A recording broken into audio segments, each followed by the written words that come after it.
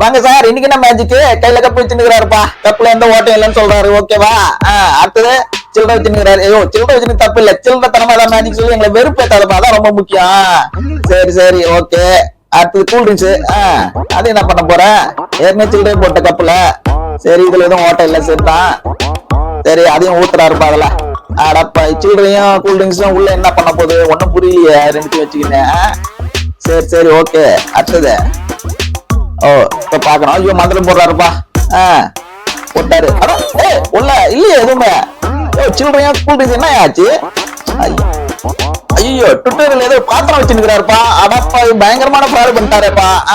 சில்லறத்தனமா பண்ண கூடாதுன்னு சொன்னா அதான் பண்றாரு அந்த ஆளு. பயங்கரமா கடுப்பு ஏத்துறாருப்பா அந்த ஆளு. ஐயோ, முடியலடா சாமி. போதுடா சாமி, கிளம்பு கிளம்பு, காத்து வரட்டும்.